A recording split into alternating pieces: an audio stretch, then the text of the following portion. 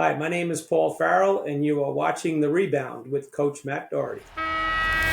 Welcome to The Rebound with Coach Matt Doherty. Welcome to The Rebound. I'm Matt Doherty, and I'll be your host. On this show, we explore remarkable rebound stories, stories of resilience and recovery. We highlight the leadership qualities that emerge in the face of life's toughest challenges, revealing the strength and determination within individuals that inspire us all. With me today is someone who has dealt with a tremendous health setback, yet he has overcome it to lead a successful and fruitful life. He has turned his setback into inspiration while leading a foundation to raise money and awareness to help those struggling with his condition.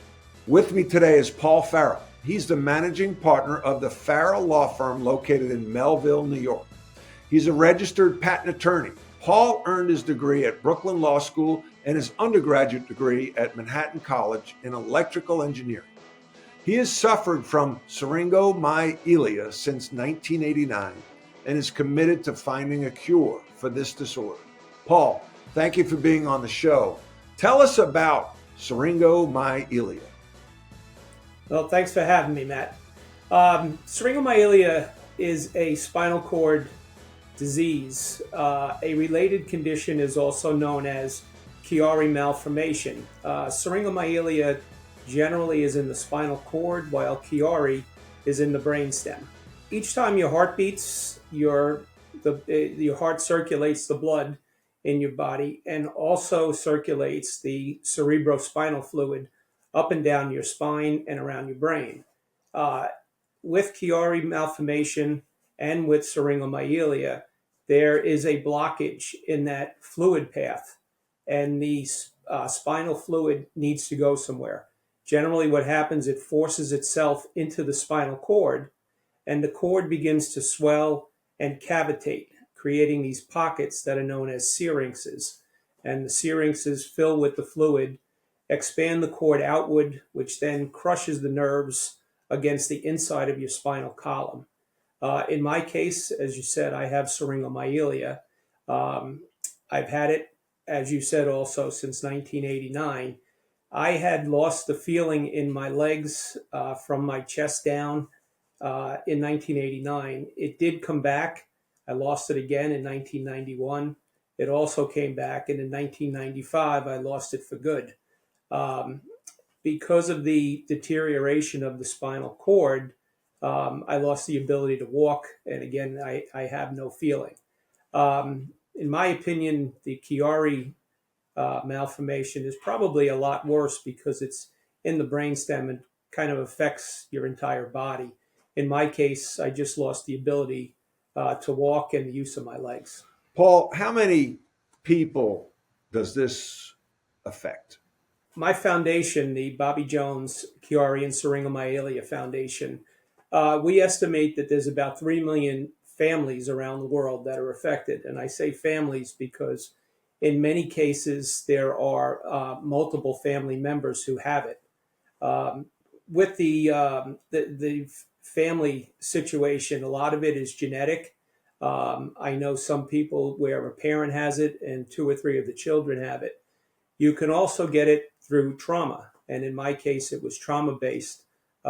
When we were in high school, I had a malignant tumor in my spine that was successfully removed, but because of all the scar tissue that was created from the surgery, it created that blockage that I was talking about, and it took about 22 years for the Syringomyelia to manifest itself. Let's talk more about the disease and the Bobby Jones Foundation. And then in the second half of the show, we'll do a deep dive into your disorder and the challenges that go with it. How is this disorder treated? Is it surgery, physical therapy? And what are some of the costs involved? Well, unfortunately, there is no cure. The treatment for it, there's a little more success in treating Chiari malformation. Being that it's in the brainstem, the surgical procedure for that is to actually remove a part of the base of the skull to create more room, so to speak. And it helps alleviate that blockage in the brainstem, and it allows the fluid to begin flowing up and down again. The syrinx, in many cases, will dissipate, and people with Chiari will assume a more normal life, because that syrinx in the brainstem is gone.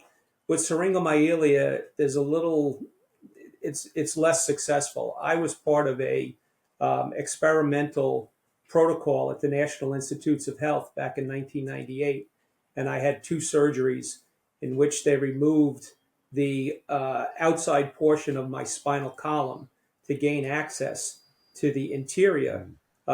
They tried to expand the tube that encloses the spinal cord. The first surgery was successful in that I got all the feeling back in my legs, and I actually walked out of the hospital. But unfortunately, it returned about 3 or 4 months later, and the second surgery that I had was not as successful and eventually led to me being in a wheelchair.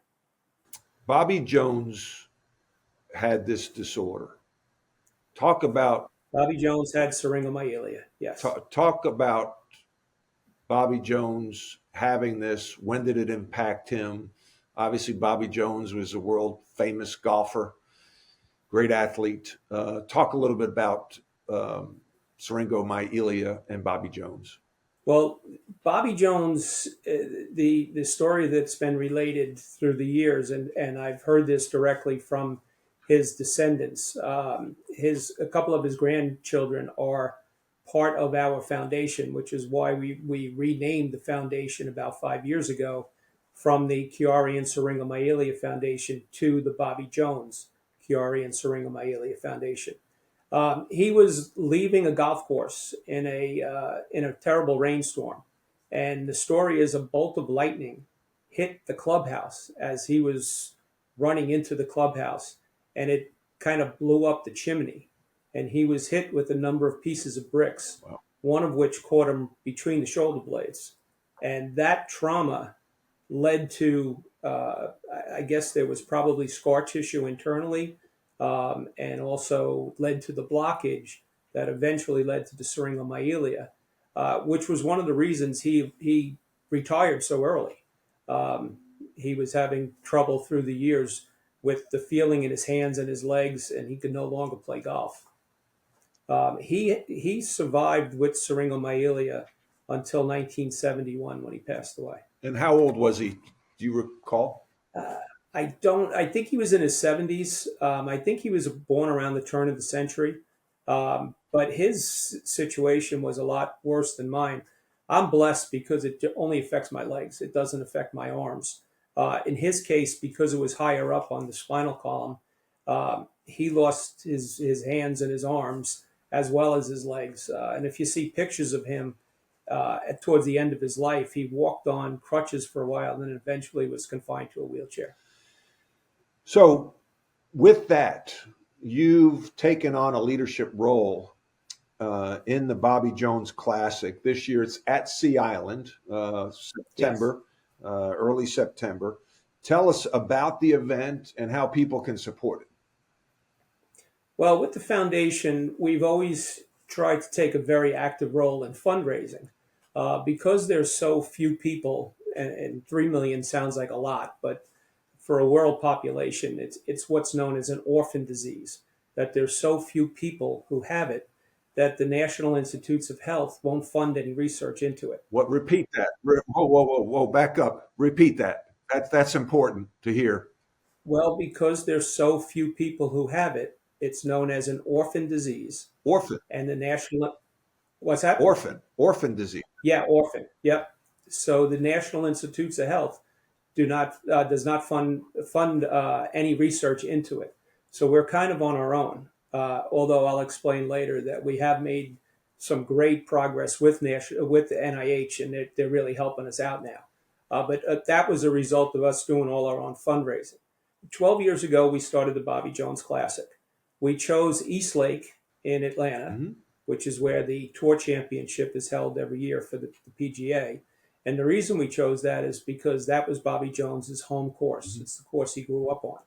The family's been wonderful. They have really taken us under their wing. They've allowed us to use his name, his likeness.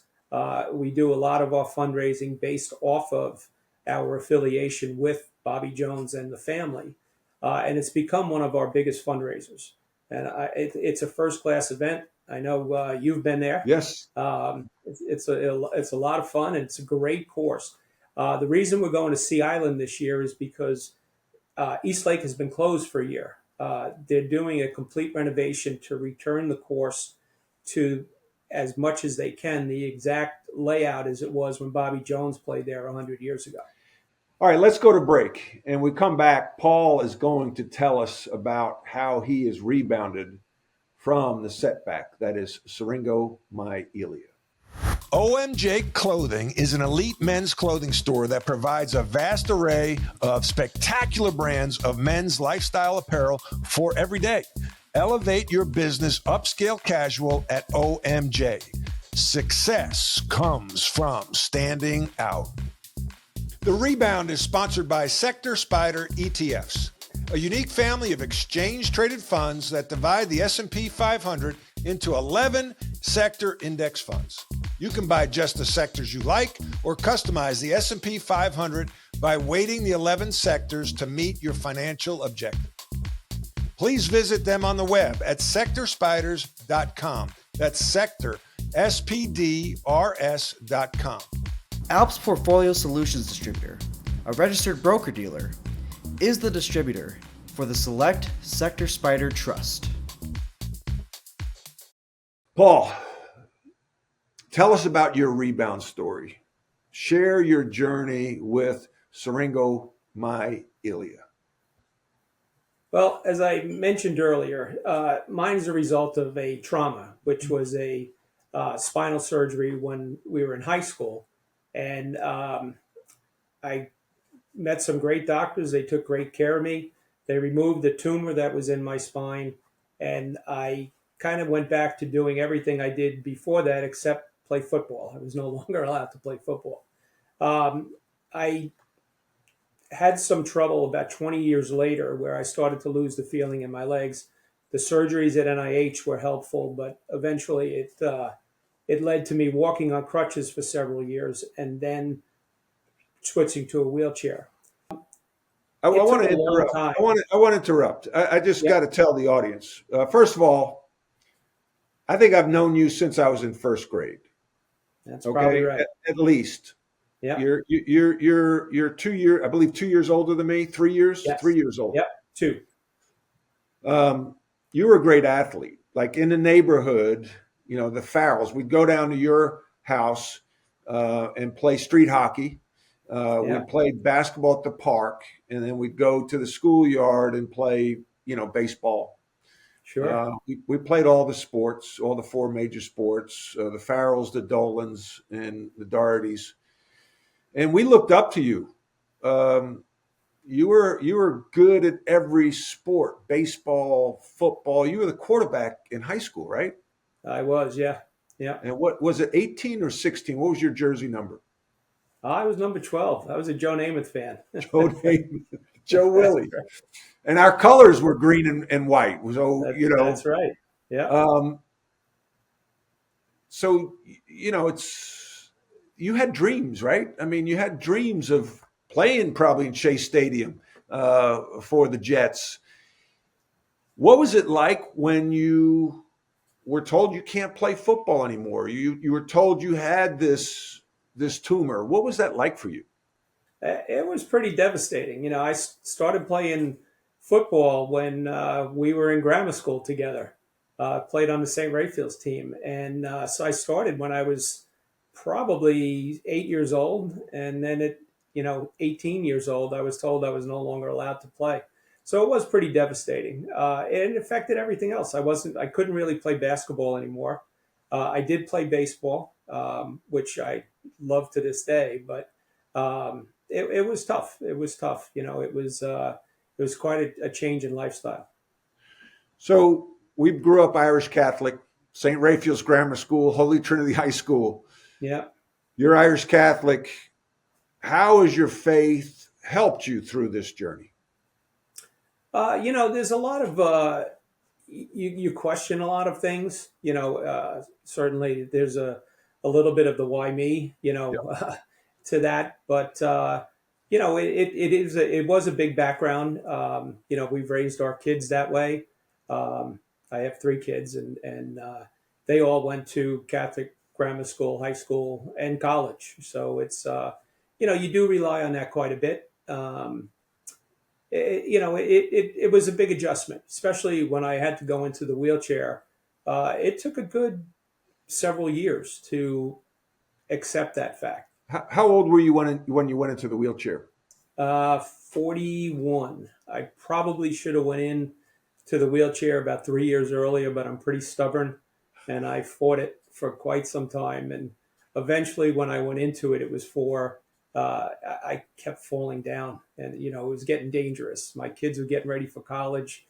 I couldn't get hurt and miss work, so it was the right thing to do. And to be honest with you, it's helped me tremendously because once I accepted it, I like to say my wheelchair has 1,000,000 miles on it. I've been to Asia 15 times in a wheelchair. I've been to Europe probably a half dozen times in a wheelchair.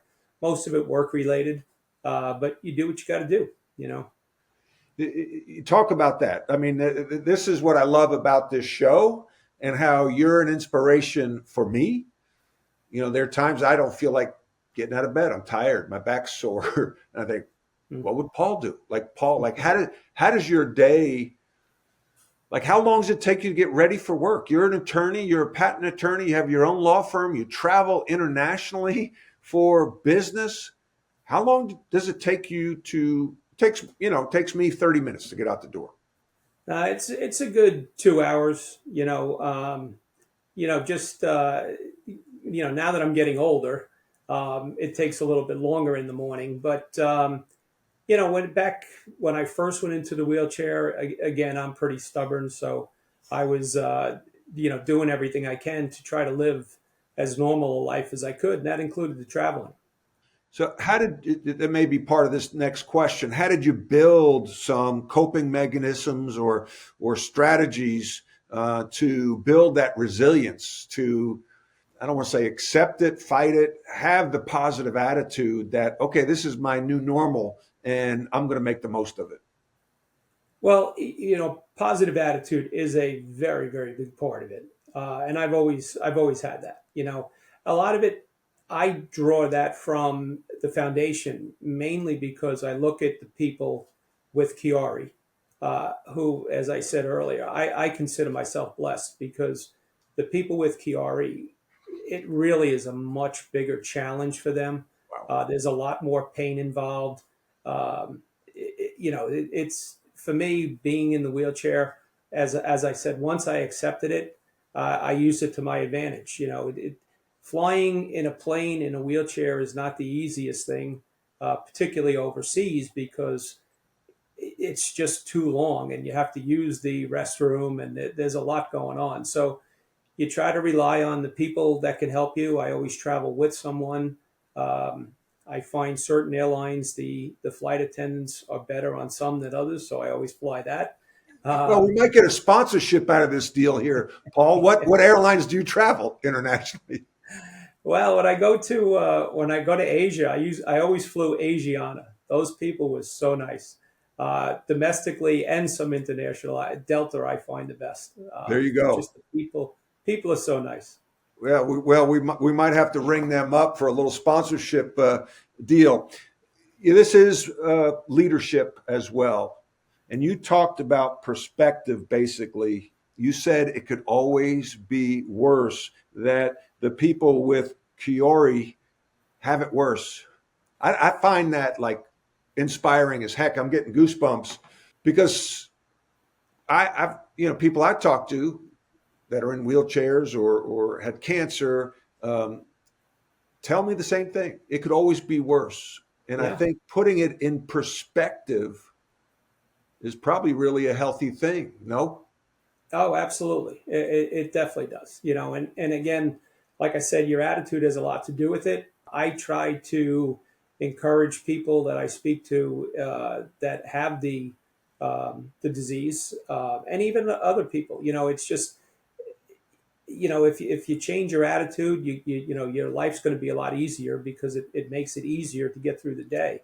Um, I do talk to a lot of people. I'll get a lot of phone calls at work from people who have Chiari or who have Syringomyelia asking me for advice. And obviously, I can't give any medical advice, but I can certainly give advice on how to get yourself through your day.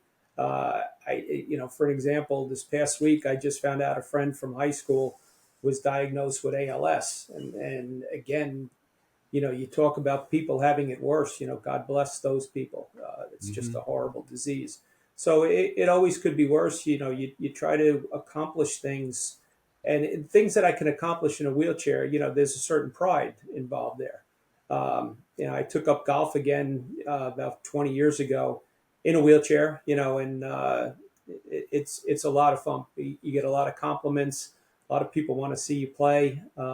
It's very interesting. And it gets me out with my kids and my family, my cousins, my friends. So you hit the stubborn thing a couple of times. I think Irish Catholic growing up in East Meadow, that's the rite of passage, right? We're all hard-headed, and that's a good thing and a bad thing, but it's helped you through all this, I'm sure. Tell us about playing golf and what's that like, and using. I've seen you play, I've seen you swing it, and it's a unique golf cart setup. What's it like? Describe to the audience what it's like for you to play golf in that special wheelchair. So the company that makes the cart that I use is called Solar Rider. And the Solar Rider is basically, it's the base of a regular golf cart, but it's a single seater. And I sit in it. It has hand controls for me to drive. And once I'm strapped in, and I am strapped in at my waist and my chest, there is a lever. And when you lift the lever, you can spin the chair to the side of the cart so you can get over your ball. And then you hit a button, and because of the straps, I can stand up. It's about a 3/4 crouch, but you take a swing, you hit the ball, you hit the button, it sits you back down, you pivot back in, and you're on your way. So I'm actually playing pretty well now. My goal is always to break 100, and I'm usually right around that. So, well, you'll have to give me strokes. All right, last question. Last question. Your ideal foursome. My ideal foursome. Well, if Bobby Jones was still around, I would love to play with him. All right. I do admire Koepka, and I do admire DeChambeau. DeChambeau is actually a physicist. Yes. And we've spoken with him to try to get him. He was very interested in the physics of hitting a golf ball. And once we talked about Chiari and Syringomyelia, and he is a Bobby Jones aficionado. We haven't connected with him past that initial conversation, but he's another one. And I get you as my fourth. There you go. My man, Paulie. I was hoping you'd come through in the clutch. Wouldn't even set this up. Bryson DeChambeau, he wears the cap. He also went to SMU. I worked there for 6 years. So we have that tie-in with Big Payne Stewart fan. Paul, thank you for joining us today and sharing your rebound story. Thanks, Matt. Thank you for having me. Just as a quick aside, if you want more information on our foundation, we're at www.bobbyjonescsf.org, and we'd love to have you play in our golf tournament, which is www.bobbyjonesclassic.com. Well, I can speak from experience. It's a great event. A lot of fun. You get to play your own ball. It's real golf with a good crowd. Leadership is a learned behavior. We all lead in some way, shape, or form. We all deal with adversity. And when you do, I challenge you to rebound. I challenge you to learn and grow. If you'd like to contact me, you can reach me at dohertycoaching.com. That's DOHERTY.com. Thank you for tuning in.